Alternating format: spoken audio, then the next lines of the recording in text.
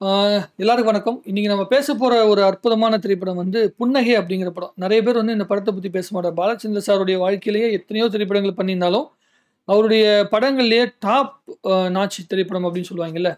அதாவது எப்படி இப்படிலாம் ஒரு கதைய வந்து ஒருத்தங்க எழுதியிருக்க முடியும்னு சொல்லி யோசிப்பாங்கல்ல. ஒரு கேரக்டர் எப்படி டிசைன் பண்ணியிருப்பாங்கன்னு யோசிச்ச மாதிரியான ஒரு படம் தான் புன்னகை அப்படிங்கிற இந்த திரைப்படம்.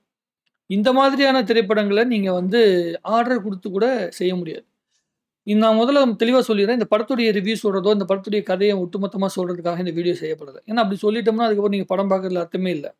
இந்த படம் என்ன மாதிரியான ஒரு கதை களத்திலயும், என்ன மாதிரியான உணர்வை வந்து நம்ம மனசுக்கு கடத்துது, இந்த படத்த பார்க்கறனால உங்களுடைய நேரம் வந்து எதற்காக செலவிடப்படும், இது நம்ம லைஃப்‌க்கு எதுக்காக பயன்படுது அப்படிங்கிறது தான். ஒரு தத்துவ ரீதியாலாம் பேசல. பொதுவாவே இந்த படம் பார்த்த உடனே என்னோட மனசுக்கு என்ன தோணுச்சோ, அத நான் உங்ககிட்ட ஷேர் பண்றேன். தயவு செஞ்சு இந்த படத்த பாருங்க அப்படின்னு சொல்லி வந்து சொல்லுவோம்ல. மச்சான் இந்த படத்த பார்றா. அது நல்லாருக்கும். இந்த படம் செம்ம ஃபீலிங்கா இருக்கும் அப்படிங்கிற மாரி சொல்லுவோம்ல. அந்த மாதிரியான திரைப்படம் தான் இந்த திரைப்படம். சரி அப்படி என்ன இந்த திரைப்படம் வந்து ஒரு கதை சொல்லுதுன்னா, நம்ம என்ன பண்ணுவோம்னா, நம்ம இந்த மாரியான ஒரு வாழ்க்கை வாழ்ந்துட்டு இருக்கிறோம். ஒரு மிஷினரியான ஒரு வாழ்க்கை.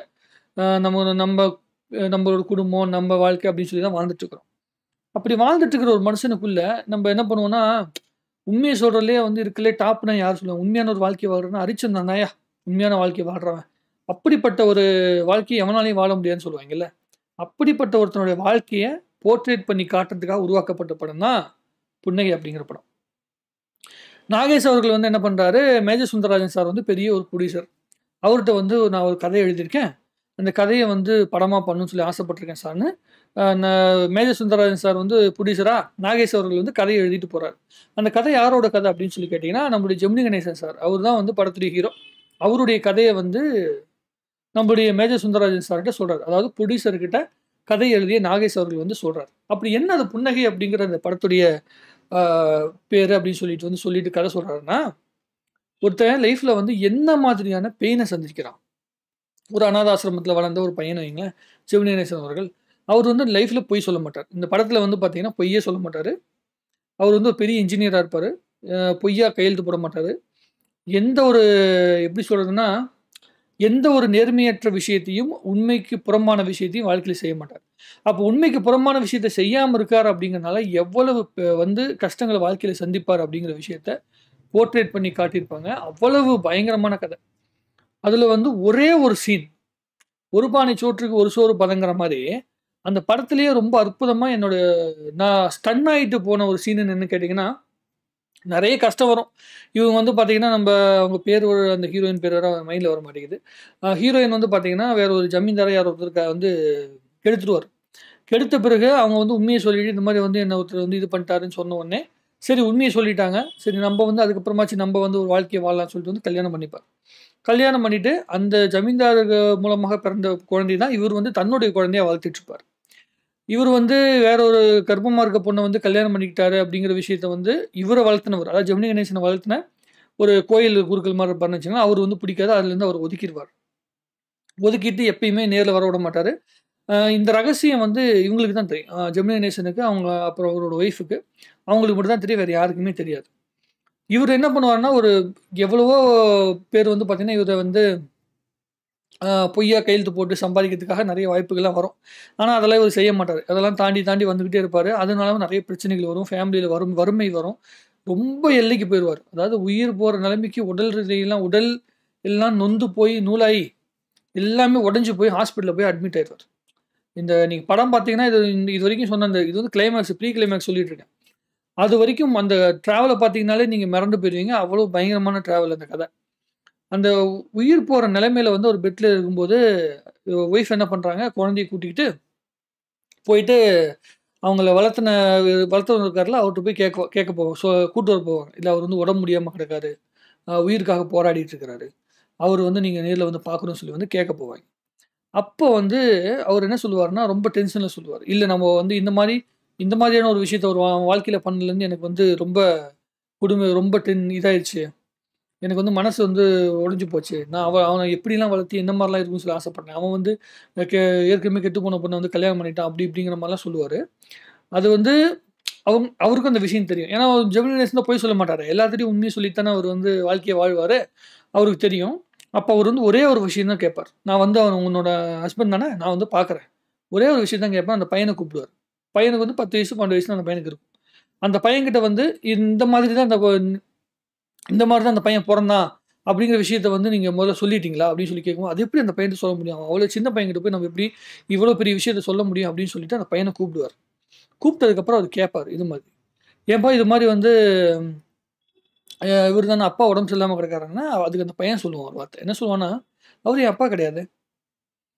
அப்படின்னு சொல்லி அவன் சொல்லுவான். அவரு உடனே ஸ்டன் ஆயிருவாரு. "அது எப்படி இது உனக்கு எப்படி தெரியும்?" அவரு என்கிட்ட ஆல்ரெடி சொல்லிட்டாரு. "இல்ல, என்னுடைய லைஃப்ல நீ நீ தான் என்னுடைய மகன். எனக்கு உன்னுடைய அப்பா வேற ஒருத்தரு.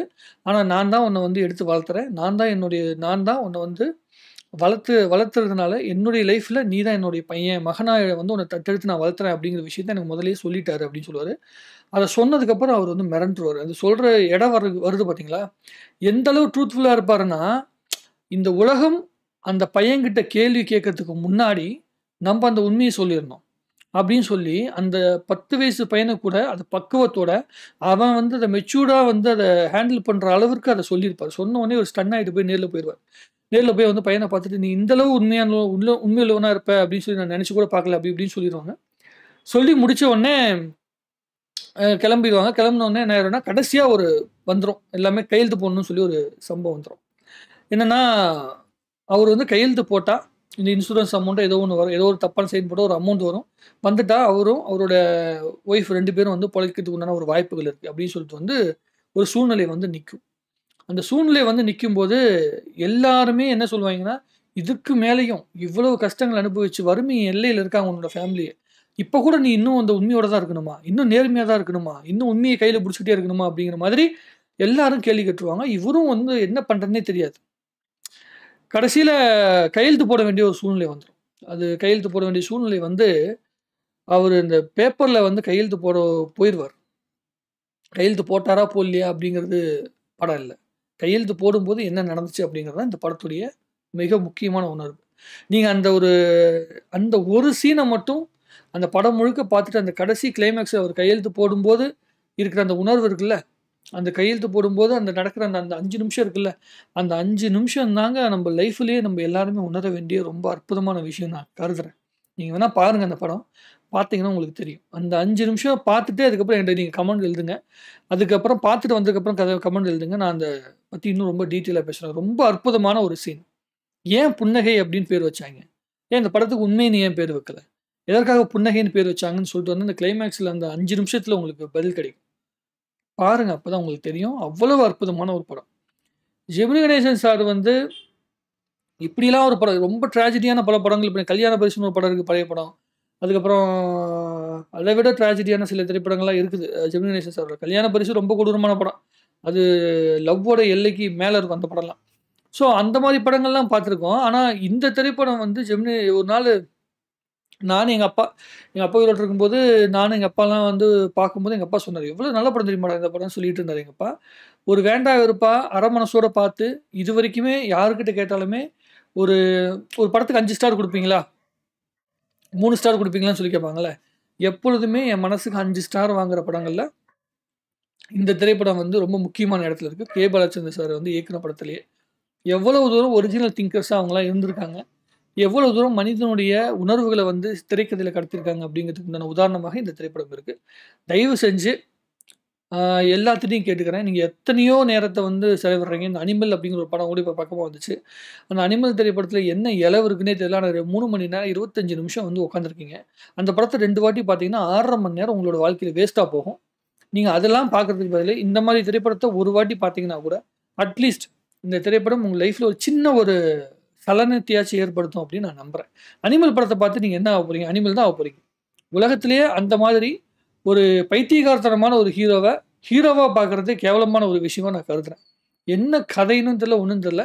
ஸோ அந்த மாதிரியான ஒரு படத்த பார்த்து நம்ப வெறும் 2, 3 கிம்மிக்ஸ பார்த்து, அதுக்காக என்ஜாய் பண்றதெல்லாம் விட்டுட்டு, இந்த மாரி படங்கள கொஞ்சம் இளைப்பாறுறதுக்காக நம்ம பார்க்கணும்னு நான் நெனைக்கிறேன். அ என்னுடைய அந்த ரெக்கமெண்டேஷன் லிஸ்ட்ல ரொம்ப முக்கியமான இடத்துல இருக்க திரைப்படம் இந்த திரைப்படம். பார்த்துட்டு உங்களுடைய கருத்த எழுதுங்க. இன்னும் பேசிட்டே இருந்தா நம்ம நெறைய பேசிட்டே இருப்போம். மறுபடியும் சந்திப்போம். வாழ்க தமிழ்நாடு! வாழ்க தமிழ் சினிமா!